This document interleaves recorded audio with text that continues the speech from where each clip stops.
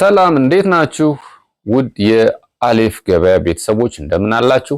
ብዙዎች ጥያቄ የሆነውን ስለ ባንክ ብድር በባንክ መግዛት በተመለከተ ትንሽ አወራችኋለሁ። በባንክ መኪና ስንገዛ የሚያስፈልጉ ነገሮች ምን ምን ናቸው?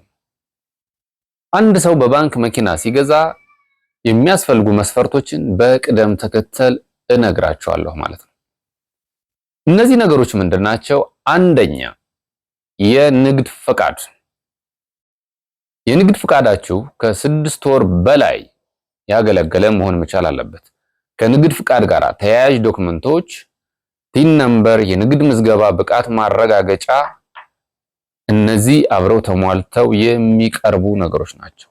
እንዲሁም ደግሞ ለአበዳሪ ተቋሙ የታክስ ክሊራንስ ያስፈልጋል ማለት ነው። ሁለተኛ የታደሰ የቀበሌ መታወቂያና የናሽናል አይዲ ያስፈልጋል ማለት ነው።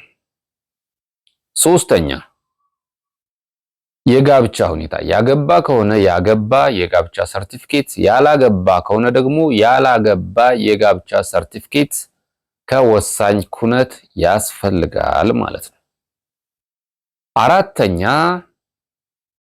ፋይናንሻል ስቴትመንት ወይም ደግሞ ብራችሁ ገቢ ወጪ የተደረገበትን ፋይናንሻል ስቴትመንት ታዘጋጃላችሁ ማለት ነው። ከዛ በመቀጠል መግዛት የምትፈልጉትን መኪና ትመርጣላችሁ ማለት ነው። እናንተ ማቅረብ ከቻላችሁ እናንተ ታቀርባላችሁ፣ ካልሆነ ደግሞ እኛው ራሳችን መግዛት የምትፈልጉትን መኪና አቀርበንላችሁ የብድሩንም ሁኔታ ከአበዳሪ ተቋማት ጋር ቀድመን በመነጋገር በመወያየት ለእናንተ በአጭር ጊዜ የብድር ሁኔታ እናስተካክልላችኋለን ማለት ነው። ስለዚህ የትኛውም ሰው እነዚህን የተዘረዘሩ ነገሮችን በማሟላት በ15 የሥራ ቀናት ውስጥ